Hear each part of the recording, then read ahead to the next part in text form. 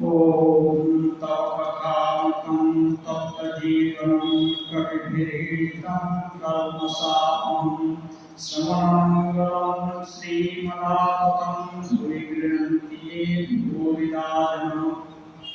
श्री रामकृष्ण वचनम परिच्छेद 57 है। दक्षिणेश्वर में कार्तिकी पूर्णिमा। इसके उपलक्ष्य में श्री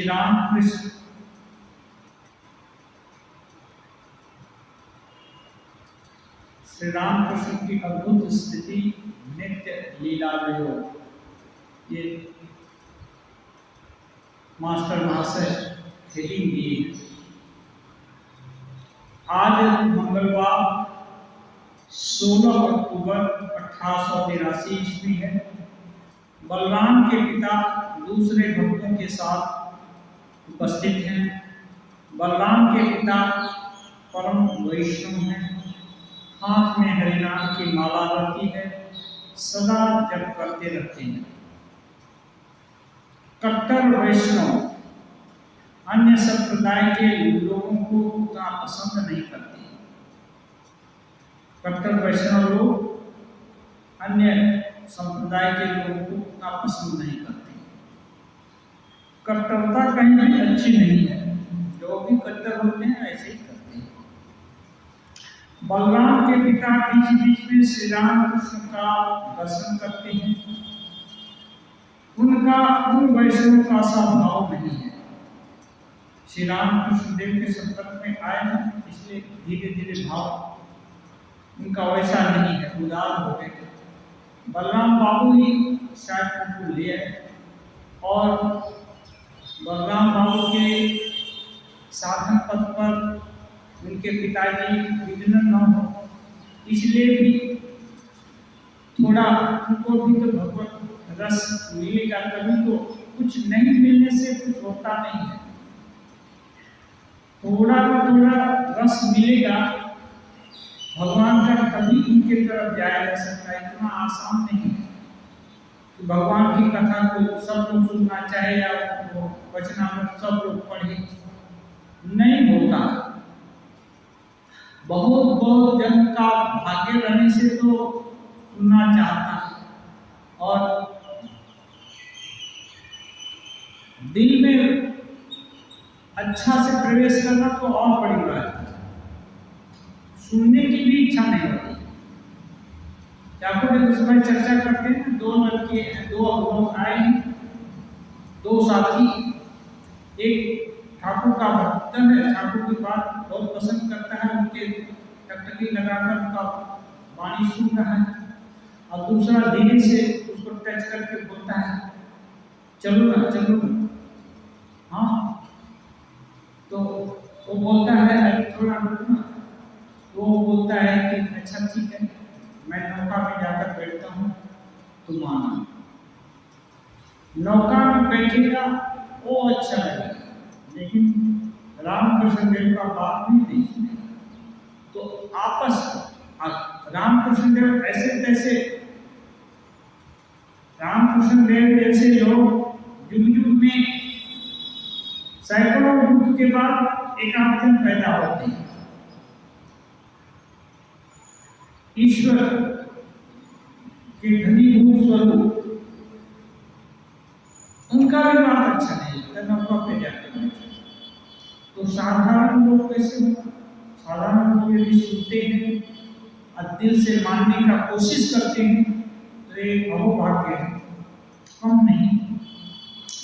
तो बीच बीच में बलराम के पिता आते हैं और वे उतने कट्टर नहीं है। श्री रामकृष्ण उदारता को बढ़ाने के लिए कर रहे हैं। जिनका उदार भाव है वे सभी देवताओं को मानते हैं। कृष्ण, काली, शिव, राम आदि सभी को मानते हैं। उदार भाव होने से क्या है? संकीर्णता कम हो जाएगी। लेकिन उदार भाव होने का मतलब ये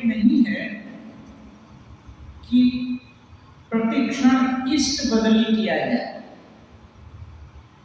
इष्ट तो अपना वही रहे जिसको एक बार वर्णन कर लिया। उदार भाव है तो यही सोचना चाहिए मेरे ही इष्ट सभी इष्ट के रूप में प्रतिभात है। हाँ, जैसे मैं एक कहते हैं ना, एक माँ जब खाना पकाती है, लालन पालन करती है, तो किसी बेटे की माँ होती है, किसी की स्त्री होती है, किसी की बेटी होती है, किसी का कुछ होता है, लेकिन है तो एक ही ना। ऐसे ही भगवान के अनंत भाव है, कोई किसी रूप से पुकारता है, लेकिन जो बच्चा भूख लगी है अभी माँ को सिर्फ खाना मांगेगा ना, उस भाव से देखेगा, मातृभाव से देखेगा। माँ उसके लिए सब कुछ देने के लिए तैयार है, माँ को छोड़कर उसका कोई शरण नहीं है। अब उसको पिताजी देखेगा अपनी बेटी को तो दूसरे रूप से देखेगा, लेकिन इसमें विरोध की बात नहीं होनी चाहिए। अब बेटा एक तरह से माँ को देखता है, पिता बेटी के रूप में उसी को देखता है, तो विरोध का क्या बात है? तो लेकिन नहीं, जो कट्टर लोग हैं वो सोचते हैं यही भाव, यही दृष्टिकोण सर्वोत्तम है, और दूसरा दृष्टिकोण यदि किसी का है तो वो अच्छा नहीं। रामकृष्ण ने इसके विपरीत ऐसे समय में आविर्भूत हुए हैं जहाँ की बहुत तरह के मत पथ प्रचारित हो चुके हैं, नाना प्रकार के हजारों साल युद्ध हो चुके हैं। ये काला अध्याय क्रिश्चियनिटी में एक काला अध्याय होता है, हजारों सालों लगे। ऐसे ही मुस्लिम इन्वेजन के समय में बहुत सारा ये हुआ, और शाक्त वैष्णव ये सब बहुत तरह की लड़ाइयाँ हुई हैं, और घृणा ये सब चीज का पोषण किए हैं। इसलिए धर्म के नाम पर ये सब हुआ है। ये क्यों होता है? एक गहराई नहीं, ऊपर से जैसे तरंगे हैं, एक तरंग दूसरे तरंग से टक्कर मारती है, ऐसे करके छिछलापन दिखाता है। असली जो समुद्र की तलहटी या एक अकल गर्त में उतनी लहर नहीं होती है, वहां प्रशांति रहती है, वहां कोई झंझट नहीं। तो जिन्होंने भगवत तत्व का साक्षात्कार कर लिया है, उनमें इतना विद्वेष नहीं है किसी के प्रति, वो करुणावान हो जाते हैं, दयावान हो जाते हैं। नमन्ति फलिनं वृक्षा, जिस फल वृक्ष में फल लग जाते हैं वो झुक जाते हैं। तो इनमें विरोध नहीं होता। साधारण लोग विरोध करते हैं जो वो बाहरी प्रभाव विस्तार करना चाहते हैं, और इसी के जरिए अपना जो जागतिक उद्देश्य है उसको भी पूरा करना चाहते हैं। इसी के कारण टकराव होता है। कोई भगवान को चाहे तो उसमें कोई टकराव नहीं, भगवान सबके हैं, बोलता है फिर आपस में लड़ता क्यों है? भगवान सबके हैं तो ठीक है, वो दूसरे ढंग से पुकार रहा है, कोई माँ कर रहा है, कोई बहन कर रहा है, कोई बाप कर रहा है, कोई कुछ कर रहा है, कहने में क्या दिक्कत है? लेकिन नहीं, इसके कारण लड़ कर बैठते हैं। तो श्री रामकृष्ण देव ये सब जो विवाद का जड़ है, आप क्या है, छोटी छोटी चीज में यदि अटक गए तो असली चीज छूट जाती है। क्यों? ये बोलते हैं स्वल्पश्च काल, समय जो मिला हुआ है हम लोग को कम है, अधिकतम कोई हुआ तो 100 साल, 100 साल जिंदा रहने पर भी वो जो तेज है कुछ करने का, कुछ पाने का, कुछ समस्या का हल करने का, जीवन संग्राम में आगे बढ़ने का, ये ज्यादा उम्र हो जाने पर नहीं रहता है। क्यों? शरीर इंद्रिय ग्राम ये सब शिथिल पड़ जाते हैं। आँख नहीं देखती है, आँख दुखने लगता है, कान कम सुनता है, चलने में थकान है, बहुत तरह का तकलीफ हो जाती है। इसलिए साधन भजन जो कुछ भी होता है, एक श्रेष्ठ लोग तो बोलते हैं युवा अवस्था में 30-35 साल, 40 साल, अधिक से 50 साल तक आदमी कुछ भी कर सकता है। उसके बाद धीरे धीरे कम होने लगता है। देखिए, ऐसा नहीं है कि 50 साल के बाद साधना नहीं होती है। त्रैलोक्य स्वामी का नाम आप लोग सुने होंगे। त्रैलोक्य स्वामी 280 साल तक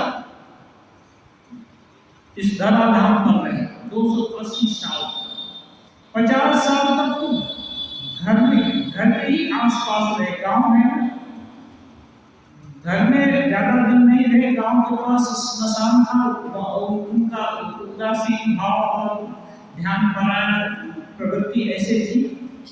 तो वो उनके भाई लोग धनी घर के बेटे थे, तो उनके भाई अच्छे से सर्व रहे थे, उनको एक घर बना दिए थे। स्मशान में रहते तो क्यों खुले छत के नीचे रहे, घर बना दिए थे, वहीं रहते थे।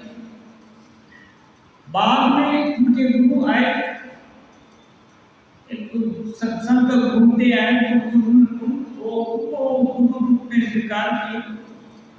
50 साल के बाद वहां से चल गई। असली साधना उनकी 50 साल के बाद शुरू हुई। और उनका लाइव लिखने या वाले ये लोग बोलते हैं कि दादाजी के गोद में वो जाते थे त्रैलोक्य स्वामी का दर्शन करने के लिए, और अभी वो भी दादाजी बन गए। और जो बच्चा दादाजी के गोद में जाता था, वो जिस अवस्था में त्रैलोक्य स्वामी को देखा था, अब वो खुद दादाजी बन गया। अभी उसी अवस्था में देख रहा है, ना बढ़ते ना बढ़ते, कुछ नहीं। इच्छा मात्र से शरीर को जैसे चाहे वैसे रख सकते हैं। और उनका मानना है कि कोई भी इसको कर सकता है, केवल अपनी शक्ति को अपने एक बस में कर लेने की कारण। तो लेकिन ऐसे महापुरुष, ऐसे हिम्मत वाले कम होते हैं। इसलिए जब तक शारीरिक ये सब कोई व्याधि या कोई विघ्न आदि नहीं है, तभी तक ये कर देने से अच्छा है। तो और दूसरा, अगर शुरू किए तो मत मतांतर का विघ्न, इसलिए ठाकुर बोल दिए एक चीज इनका तुलसीदास जी का बोलते हैं, सबके साथ रहिए, सबके साथ बैठिए, सबके साथ एक करिए, क्योंकि अपने इष्ट पर निर्भर रहिए। उठना बैठना, सबके साथ कीर्तन करना, हरि कीर्तन करना, सब कुछ ठीक है, लेकिन दिल में तो अपने इष्ट को ही याद रखना है। अपने इष्ट ही विभिन्न रूप धारण किए। इसलिए एक कहावत है, मत गुरुदेव जगत गुरु, मत इष्ट जगत इष्ट। मेरे ही इष्ट जगत के इष्ट हैं। जितने भी प्रकार के इष्ट की कल्पना है या हो सकती है, सब भी मेरे ही इष्ट हैं। और जितने भी गुरु होंगे, ये गुरु ने श्रेष्ठ हैं, वो गुरु के पास दीक्षा लेने से बहुत कुछ मिलेगा, ऐसा कुछ नहीं है। राजा महाराज बोलते हैं, चाहे कितने भी बड़े गुरु के पास दीक्षा लोग क्यों नहीं। देखिए, रामकृष्ण महासागर विवेकानंद जी के बाद राजा महाराज का ही नंबर है अपने समय में। लेकिन वो बोलते हैं कितने बड़े गुरु किससे दीक्षा ले लो क्यों नहीं, लेकिन साधन भजन नहीं करने से कुछ नहीं होगा। और साधन भजन ठीक से कर रहे हैं, इसका मतलब भगवान की तरफ अनुराग और विषय की तरफ वैराग्य हो रहा है, ऐसा दिल में फीलिंग होती है कि नहीं, ये सब जो कुछ भी हम उपयोग कर रहे हैं, उपभोग कर रहे हैं या देख रहे हैं, ये सदा अपने साथ नहीं रहने वाला है। ये जाएगा, हम छोड़ेंगे नहीं, तब भी छीन लिया जाएगा, हट जाना पड़ेगा इससे। इसलिए इसमें आसक्त न होकर जो परम तत्व है भगवान, अपने इष्ट देव, वो सदा रहेंगे। जब तक मुक्त नहीं होंगे तब तक वो हर समय उसी रूप में रहेंगे। रूप के रूप में कोई वर्णन किया है इसको, उनके लिए उसी रूप में रहेंगे। कोई अरूप में वर्णन किया तो वैसे ही रहेंगे, वो हर समय साथ देंगे। तो शाश्वत क्यों नहीं पकड़ना? यदि प्रयास ही करना है तो प्रयास करने से बड़ी चीज मिल जाए तो छोटी चीज के लिए क्यों प्रयास करना है? तो इसलिए ये उदार भाव पोषण करने से क्या है, बहुत सारा विघ्न दूर हो गया।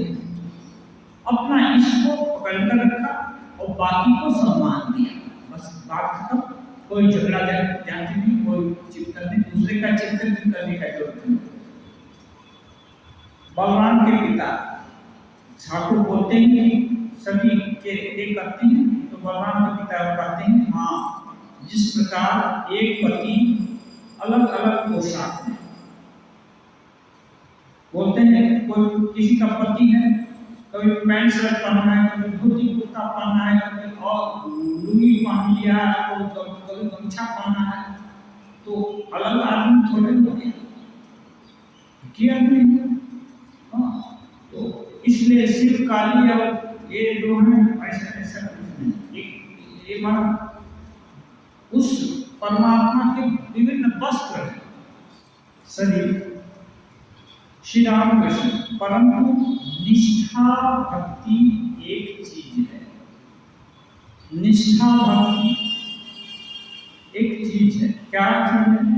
आगे बोलते हैं, गोपियां जब मथुरा में गई तो पगड़ी पहने हुए कृष्ण को देखकर उन्होंने घूंघट काट लिया और कहा, यह कौन है?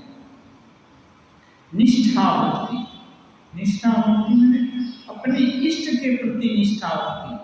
गोपी लोग पीतांबरधारी, मोर मुकुट धारण करने वाले कन्हैया को अपना प्रीतम मानती थी, सखा मानती थी। उनके साथ खेला धुला, कितना रास वगैरह सब हुआ। अब वो गई देखने के लिए एक बार मथुरा में, तो वहां राजमुकुट के जैसा ये है, पगड़ी पहने हुए हैं।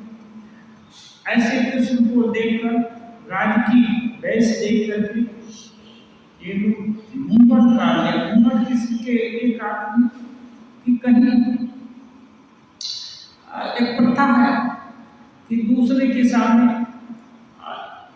अपने को थोड़ा एलोफ रखने का, तो घूंघट काट लेती है। और गोपी ये कौन है? हमारे पीतांबरधारी मोहन चूड़ा वाले श्री कृष्ण कहाँ है? श्री कृष्ण को ही खोजने गई थी, श्री कृष्ण ही है, लेकिन वो सोचते हैं कि हमारे पीतांबर पहनने वाले, मोर मुकुट धारण करने वाले कृष्ण कहाँ है? तो एक इसको बोलते हैं निष्ठा भक्ति।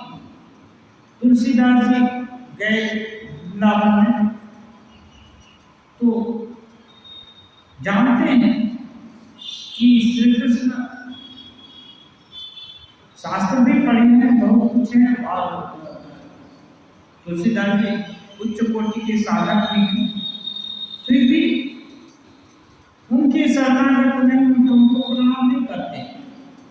बोलते हैं श्रीनाथे जानकी नाथे अभेद परमात्मनि तथापि मम सर्वस्व राम कमल लोचन। मैं जान रहा हूँ, मानता भी हूँ कि श्रीनाथ और जानकी नाथ एक ही है, फिर भी मेरा दिल हाथ में धनुष बांध लिए वो जो राम का रूपी ये है, उनको ही समर्पित है। वो रूप अब हम प्रणाम करें तो भक्त के लिए भगवान रूप ही बदल देते हैं। दूसरे लोग नहीं देखेंगे लेकिन वो उसी रूप में देखेगा। इसलिए श्री रामकृष्ण देव कहते हैं जतोपत ततोपत, भगवान सबके अपने हैं। जो जिस मत से जिस रूप में उनको देखना चाहेगा, एक खूबी है ब्रह्म तत्व में, ब्रह्म कोई भी रूप धारण कर सकते हैं, कोई भी वाणी बोल सकते हैं। उनके लिए ज्ञान भक्ति किसी चीज की कहीं कमी नहीं है। जितनी तक कल्पना की जा सकती है उससे ज्यादा, हाँ, पूर्ण मात्रा में। इसलिए जितने प्रकार के साधक होंगे उतने प्रकार के रूप धारण कर सकते हैं, बोल सकते हैं, कुछ कर सकते हैं। तो निष्ठा भक्ति, इसलिए श्री रामकृष्ण जोर दे रहे हैं कि निष्ठा नहीं होने से एकाग्रता नहीं बढ़ती है। अभी गए इस मंदिर में प्रणाम किए, ये देवता तो जागृत था, वो अच्छा उसमें वहां के देवता जागृत, वहां भी कोई माला चल है।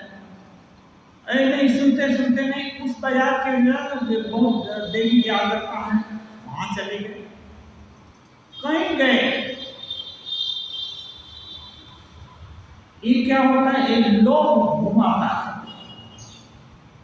वो सही सही दिल की भावना नहीं घुमाता। इनको उनको सुनने से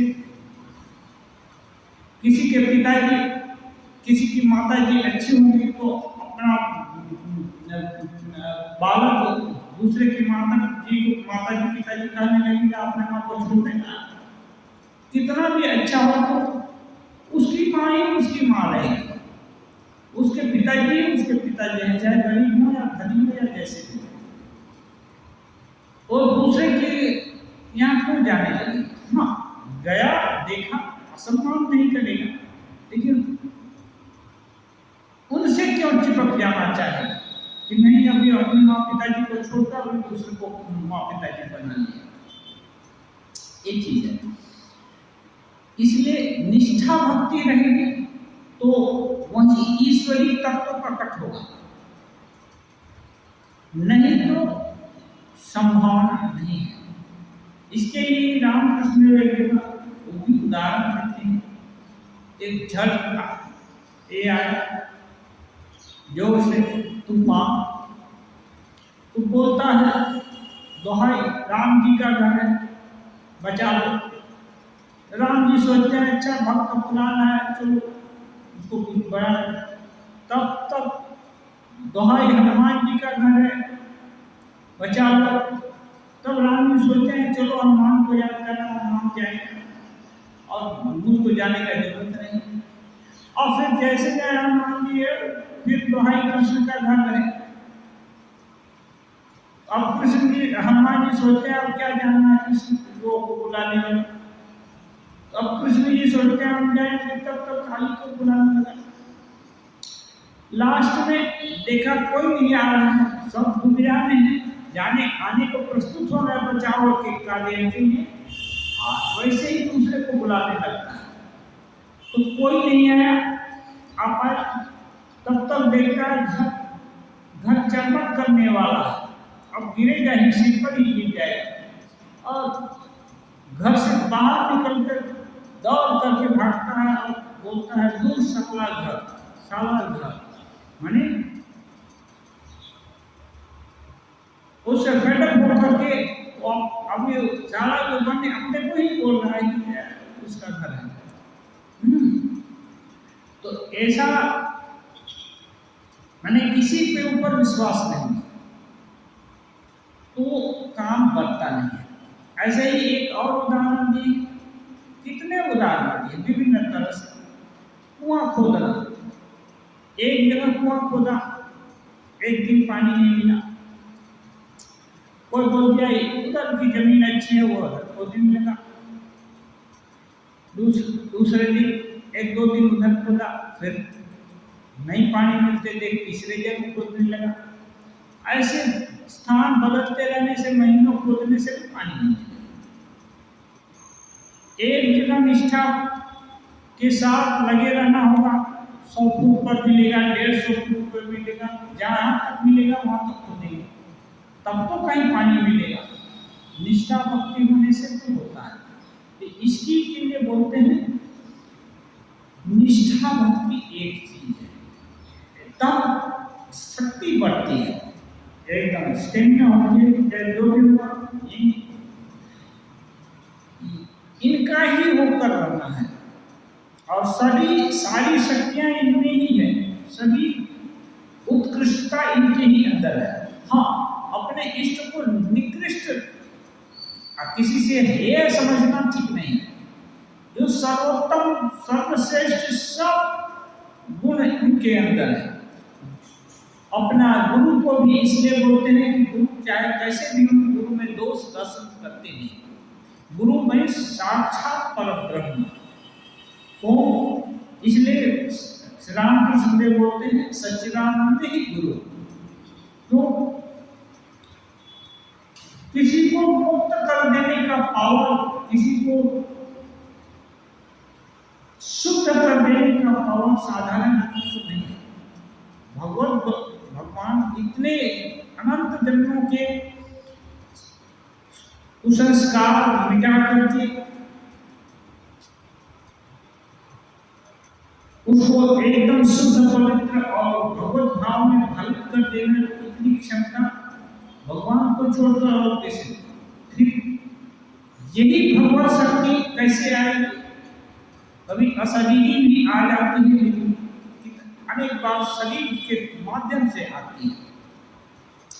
तो जो माध्यम बनते हैं हम लोग साधारण रूप से उनको गुरु बोलते हैं, लेकिन असली वो शरीर गुरु नहीं है, क्योंकि ये भी तो जो ये हुए वो भी छोटे पर सीखे हैं और आप पढ़े हैं, एक बार भी PhD नहीं कर ली है, पढ़े हैं, गुरु जी डंडा भी मारे हैं, हाँ डांट भी लगी है, सब कुछ सब स्टेज से पार हुए, तो सच्चिदानंद कैसे हो सकते हैं?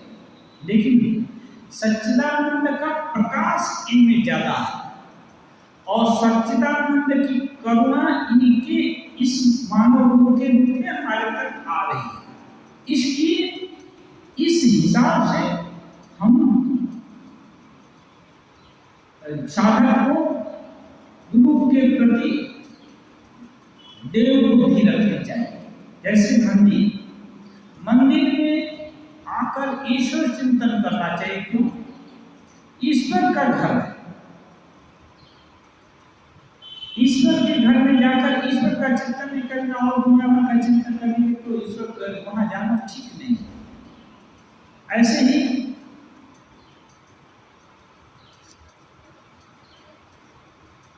अपने भीतर इसी चीज को ये करना है कि इस यहाँ इसके भीतर भी इस शरीर को भी देव मान दिया, तो इसके भीतर गुरु और इष्ट विराजमान, तब ये शरीर भी इसका हर समय यदि अनुभव किया जाए या भावना हो तो ये खुद का अपना शरीर भी देव मंदिर हो जाएगा। जैसे इस मंदिर में भी धूल गड्ढा सब धुलता है, ऐसे हम लोगों का भी पसीना आदि निकलता है, तो वो कोई ये नहीं, तो शारीरिक धर्म है, लेकिन असली चीज क्या है? मंदिर ईश्वर का चिंतन करने का स्थान। ऐसे ही ये शरीर जो मिला है ये किस लिए है? श्री रामकृष्ण देव कहते हैं मानव जीवन का उद्देश्य भगवान लाभ, इतना श्रेष्ठ उद्देश्य है तो जिसका वो निकृष्ट कैसे हो सकता? जिसका इतना बड़ा उद्देश्य है वो निकृष्ट कभी नहीं हो सकता, वो श्रेष्ठ ही है। हाँ, अब उसको समझना पड़ेगा, नहीं समझने का भेद, इसलिए स्वामी बोलते हैं नॉलेज इज पावर।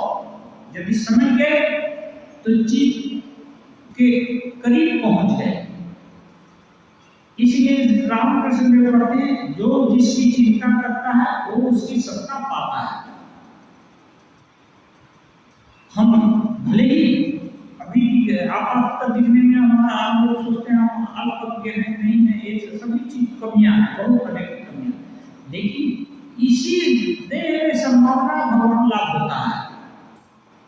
तो ये जो अंतिम लक्ष्य है ये बहुत महान है। ये जहां हो सकता है वो छोटा वो निकृष्ट कैसे हो सकता है? हाँ, धूल गद्दा पड़ा हुआ है, इसको झाड़ना पड़ेगा, उपाय करना पड़ेगा, कैसे जड़ेगा ये होगा और वो सब हो। लेकिन किसी भी मामले में एक हेय या निकृष्ट नहीं है।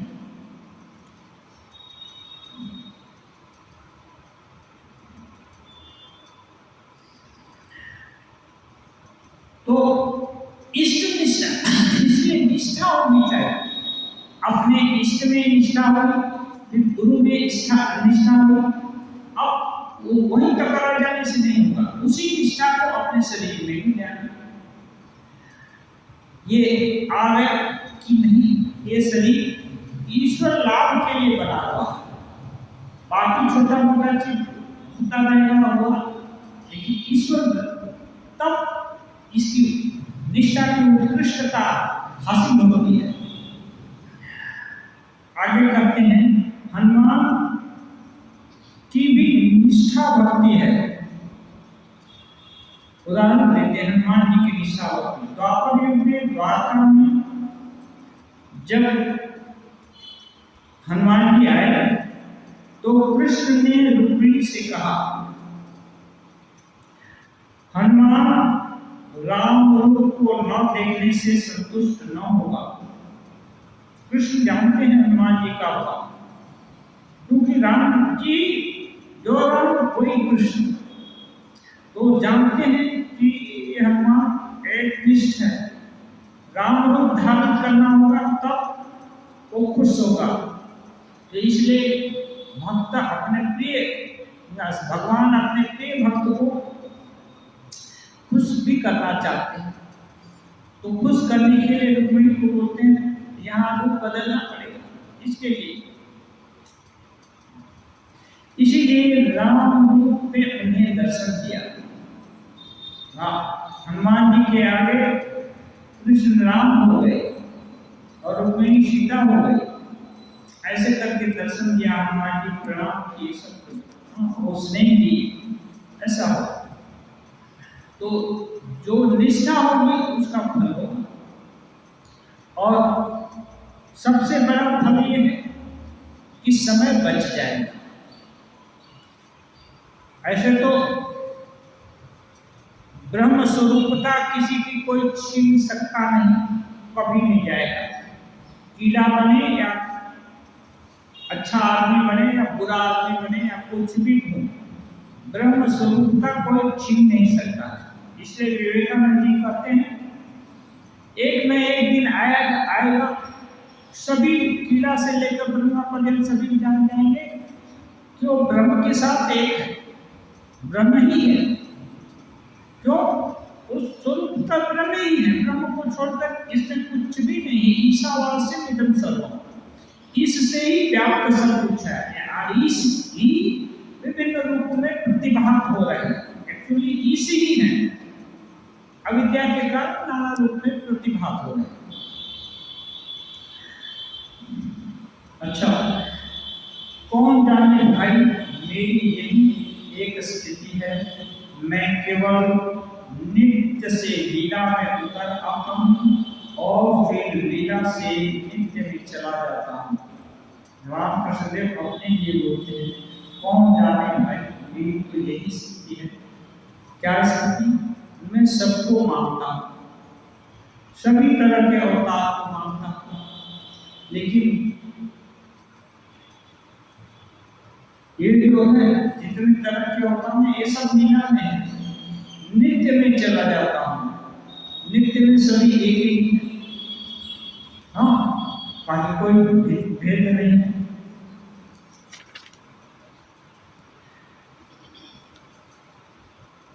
नित्य में पहुंचने का नाम है ब्रह्म ज्ञान।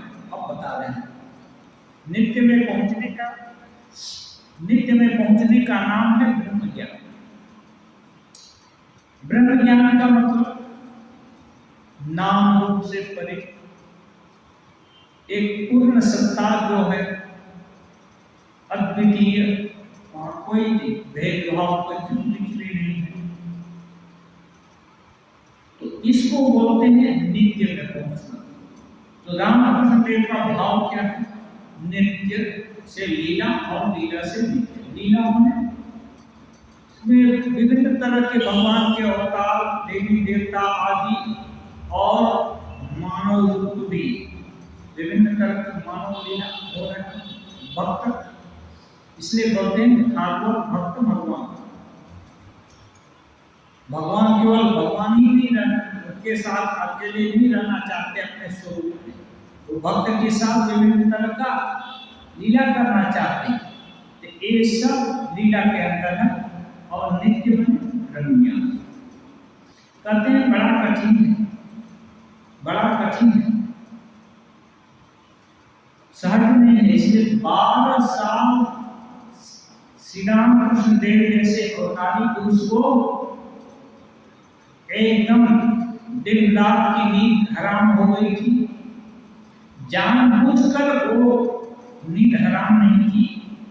हम आप यदि जो करके संकल्प करें कि नहीं नींद जाएंगे, एक जबरदस्ती करके जब करेंगे, ध्यान करेंगे, तो हो सकता है पगले हो जाने का चांस है, सिर गर्म हो जाएगा, डिलेड हो सकता है।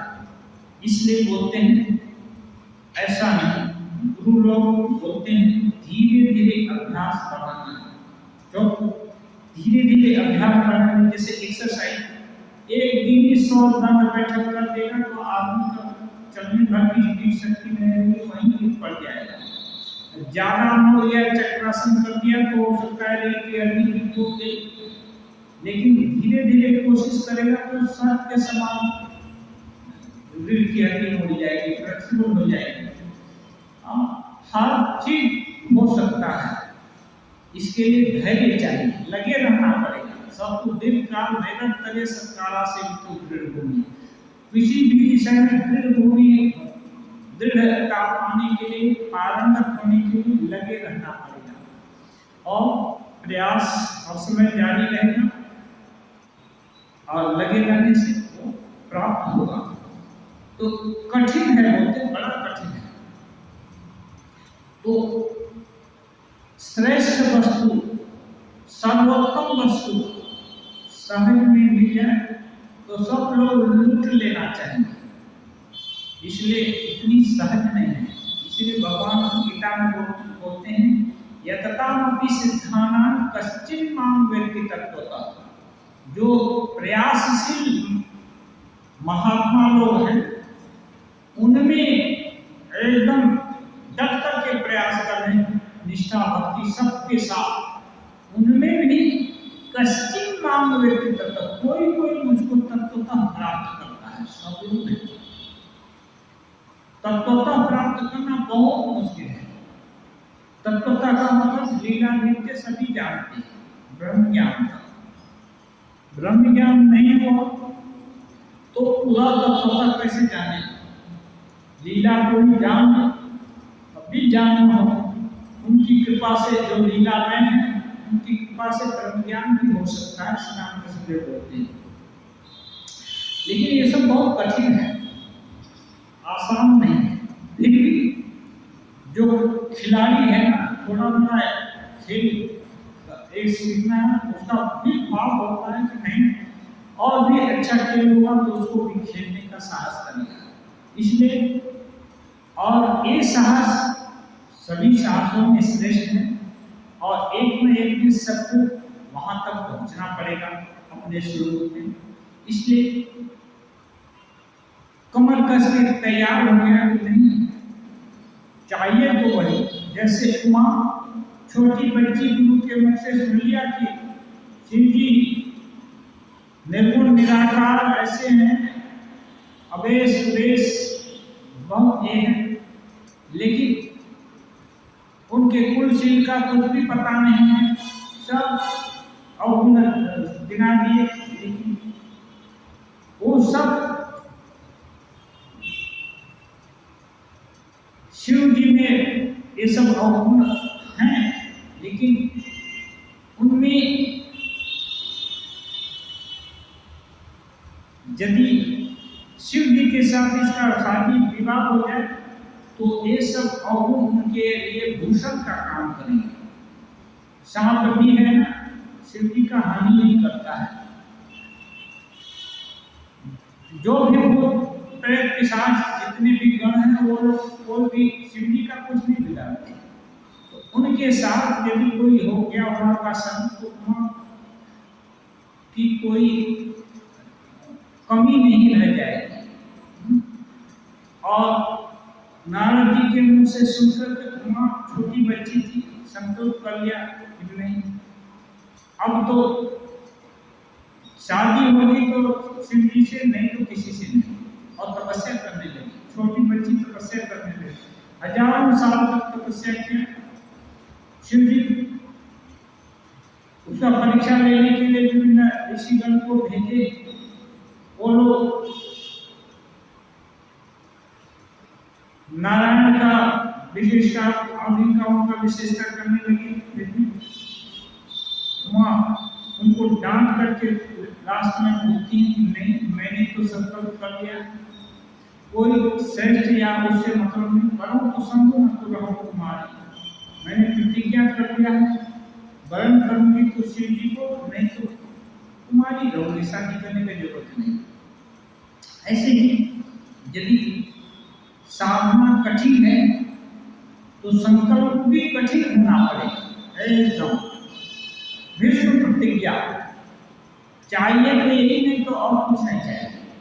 बस संकल्प जो कर लिए वो सिद्धि की तरफ धीरे धीरे एक एक कदम आगे बढ़ते ही जाएंगे। संकल्प ही गड़बड़ करता है। क्या होता है, भाव के घर में चोरी निरंतर होती रहती है, नहीं समझते, फिर भी छोटी मोटी चीज आ जाती है, इच्छा आ जाती है तो वो श्रेष्ठ दिखने लगती है। आपातता श्रेष्ठ दिखने लगती है। चलो असली चीज बाद में हो जाएगा, पहले ये ले लो, ये कर लो, ये खा लो, ये सब करो। असली चीज भूल हो जाती है। यही कारण होता है कि देरी होता है।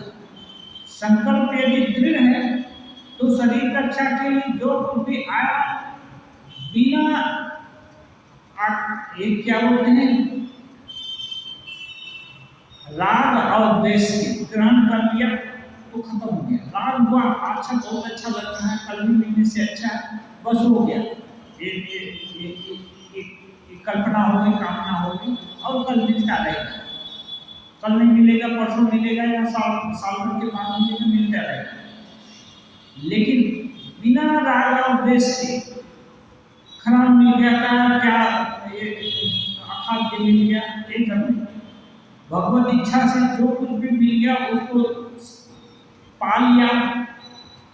और कामना केवल श्रेष्ठ कामना जो एक संकल्प हो गया कि भगवान का दर्शन चाहिए, ब्रह्म ज्ञान चाहिए, तो जल्दी हो जाएगा, कठिन भी आसान हो जाएगा। कहते हैं गरल सुधार को करई मिटाई, गोपद सिद्धू अनल सितलाई। गरल बने विष एक अमृत हो जाता है, आग है ना शीतल हो जाती है। और गाय के दूध के अंदर एक जो अभी बरसात के सीजन में गाय चलने जाती है माठ में, तो उनके खून से गड्ढा हो जाता है, उसमें पानी जम जाता है, उसको गोस्पद बोलते हैं। गाय के खून के गड्ढे में पड़ा हुआ जल, तो गोस्पद वाली तो समुद्र जो हजारों योजन फैला हुआ वो भी इतने गाय के खून के समान हो जाता है। गाय के खून को कोई भी अनायास पार कर लेता है, उसमें कोई आदमी डूबता नहीं। ऐसे ही हनुमान जी सीधा लांग गए राम जी के नाम में विश्वास के कारण। तो ये संकल्प यदि अड़ी हो गया तो भगवान की कृपा होती है, और कृपा होने से असंभव भी संभव हो जाता है। उनकी कृपा से, उनकी इच्छा से क्या नहीं हो सकता। विषय बुद्धि एकदम नष्ट हुए बिना कुछ नहीं होता। ये ठाकुर बोल रहे हैं, बड़ा कठिन है। विषय बुद्धि दूर हुए बिना कुछ नहीं होता। इसीलिए योग सूत्र में बोला गया है, अहिंसा, सत्य, अस्तेय, ब्रह्मचर्य, अपरिग्रह। ये 5 एक गुण है। इसको सार्वभौम महापति, ये महान व्रत है। ये सब केवल जब कर रहे हैं, हाँ, राम राम जपने से कुछ नहीं होगा। और ये गुण न हो तो, लेकिन ये सभी गुण हैं तो एक बार नाम जपने से बहुत फल हो जाएगा। इसलिए विषय बुद्धि खत्म होती है। कब ये सब नहीं करने से, ये विषय क्या जो सांसारिक चीजें हैं वो उनका आकर्षण ही तो विषय है। उनका आकर्षण, उनका मिलना, उनका उपयोग उपभोग करना ही ये है। लेकिन भगवत इच्छा से शरीर धारण के लिए जो खाना मिल गया खा लिया, जो पहनना मिल गया पहन लिया, जो रहने का घर मिल गया सो लिया, उसमें आकर्षण भी नहीं है, विकर्षण भी नहीं है, उपेक्षा भी नहीं है। आज एसी घर मिल गया तो उसमें भी सो लिया, पर एकदम पसीना पसीना होगा तो भी वो लाभ नहीं हुआ कि आप आगे नहीं। भगवान जो बिता दिया कि सब अच्छा है। हाँ, पसीना भगवान चाहे कई दिन आगे एकदम पूरा सराउंडिंग एसी था, कई दिन लगातार एसी था, घर के अंदर बाहर सब जगह एसी। वो चाहने से कुछ भी कर सकते हैं, लेकिन नहीं। ये गर्म क्यों करते हैं? क्योंकि शीतोष्ण सुख दुख, ये जो सुख और दुख और शीत उष्ण, ये क्या है? ये स्टेमिना बढ़ाते हैं, इम्यूनिटी पावर। जैसे शरीर की इम्यूनिटी होती है, इंद्रिय का इम्यूनिटी होता है, उससे मन का भी इम्यूनिटी होता है। तो सुख और दुख, दुख जब आता है तो इम्यूनिटी पावर बढ़ जाती है। हर समय दुख रहे तो टूट भी जाएगा, इसलिए भगवान थोड़ा सुख भी दे देते हैं, सुख भी दुख भी। तो इसलिए ये न आए किसी को तो वो महान तो नहीं हो सकता।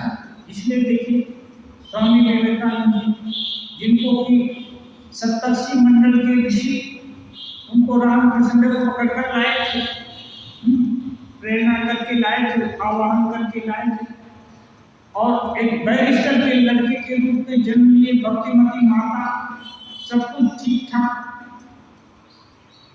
किशोर वयस में पिता जब युवा होने को हो रहे थे तभी पिताजी गुजर गए।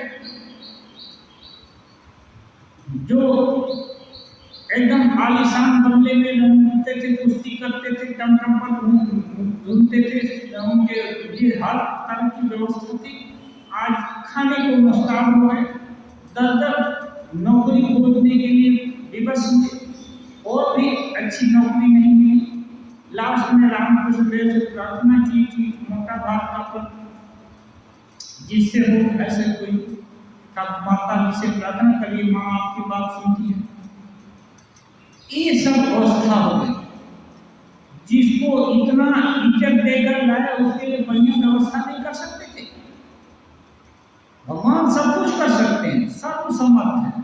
इतना दूर से इतनी बड़ी प्लानिंग के लिए ले आए, उनके हर रोड प्रशस्त कर देते। उनको अमेरिका में खाली कड़ाके के ठंड में खाली डब्बे में नहीं सोना पड़ता, लेकिन नहीं, ये पेयर सा भौतिक है, सुख और दुख। ये जो सामने जिसने नहीं झेला है वो महान नहीं हो सकता, दूसरों के सुख दुख का अनुभव नहीं कर सकता है और आगे बढ़ नहीं सकता, क्योंकि एक के तुलना में दूसरा खराब है, दूसरे की तुलना में ये अच्छा है, ऐसा ये। इसलिए महान चरित्र गठित होता है तभी जब सुख दुख का पेड़ा भी लगता है पूरा। तो स्वामी जी कम कष्ट नहीं, शारीरिक मानसिक कितने तरह का कष्ट। अच्छा तो देखिए, उनकी बहन अपने कपड़े में आग लगाकर मर गई, कोई अभाव नहीं हो रहा था, तो ऐसे कोई बेटा बेटी ऐसा करता है क्या? इसको भी विष का घूम मान पी करके स्वामी जी सहन किए और गुरु जी का दिया हुआ दायित्व वो क्रोधित ये नहीं हुए कि नहीं मैं नौकरी करूंगा या बिजनेस करके सब दरिद्रता दूर कर दूंगा परिवार का, और ठाकुर में ये भगवान भगवान करने का जरूरत नहीं है, ये सब ऐसा नहीं संकल्प किए। क्यों? वो देख चुके थे आगे पीछे सब कुछ, और रामकृष्ण देव से भी सुन लिए थे, प्रत्यक्ष अनुभव भी हुआ था कि नहीं उनका उद्देश्य केवल शारीरिक संसार यात्रा बिताने के लिए नहीं हुआ है, उद्देश्य कुछ दूसरा है। इसलिए उनको सुख दुख का भी अनुभव करना पड़ा। कितने दिन गरीबों की झोपड़ियों में रहे, कितने दिन राजमहल में रहे, सब झेलना पड़ा स्वामी जी को। तो इसलिए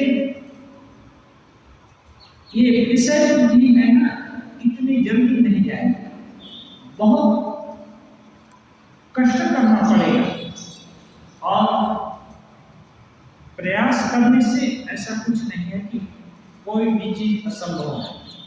अभ्यास है तो कौनते वैराग्य चित्तयति, अभ्यास और वैराग्य ऐसी चीज है इससे आप कुछ हो जाए। कर्म कर्म अभ्यास के जन्म की हो सुजान, रसनी आवत जाते सिर पर पलक निशान। रस्सी है ना, कुएं से पानी खींचते हैं तो कुएं में पत्थर लगा होता है, आगे आगे का हम लोग को गाँव में देखे हैं, अब खींचे भी है पानी, उसमें रस्सी आते जाते एकदम रस्सी टूट जाती है, इतना निशान लग जाता है पत्थर पर। तो कैसे? ये कर्म करत अभ्यास के द्वारा ये सब हो जाता है, इसलिए सब संभव है। कहते हैं हिमालय पर जब भगवती ने जन्म लिया तो पिता को अनेकों रूप में दर्शन दिया। हिमालय के यहाँ हनुमान के यहाँ जब पार्वती जन्म लेती है तो एक बार पिताजी को बहुत रूप के दर्शन दिए। तो हिमालय विद्वान भी थे, भक्तिमान भी थे। हिमालय ने उनसे कहा, बहुत सारा देवी का रूप देख लिया तो कहा मैं ब्रह्म दर्शन की इच्छा करता हूं। इतना तो रूप दिखाया, अपना ब्रह्म स्वरूप भी दिखा दो। तब भगवती ने कहा पिताजी यदि वैसी इच्छा हो तो सत्संग करना पड़ेगा। संसार से अलग होकर बीच बीच में निर्जन में साधु संग कीजिए। संसार से अलग होकर बीच बीच में निर्जन में साधु संग कीजिए। साधु संग और निर्जन का नाम हुआ तो जन्म में आत्मीय जन स्वजन जो कि विभिन्न जिम्मेदारियों ये सब में भुला कर रखते हैं। साधु संग में हरि भजन हरि चिंतन कैसे भगवान को पाएंगे उसका उपाय हासिल। तो बोलती है कि निर्जन में वास करिए या साधु भजन करिए, साधु संग करिए, तब होगा। ये क्यों कहती हैं? एक अद्वैत वेदांत की साधना में कहते हैं भगवान सब कुछ दे सकते हैं, मुक्ति नहीं देते हैं। मुक्ति चाहने से मिलती है, जो नहीं चाहेगा वो मुक्त कभी नहीं होगा।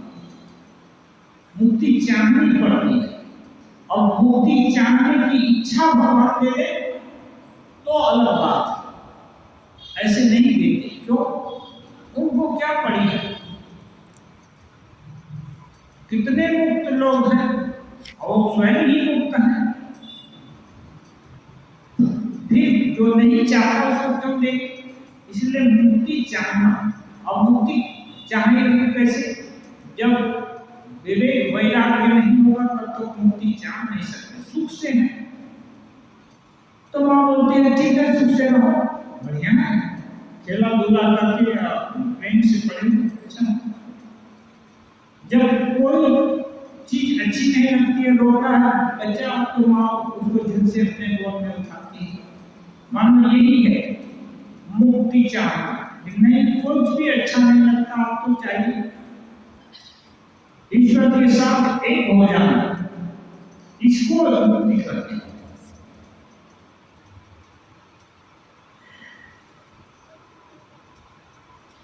तो ये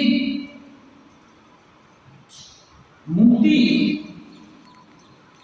ईश्वरीय दर्शन बहुत हो सकता है, लेकिन मुक्ति एकदम दिल से नहीं चाहने से नहीं होगा।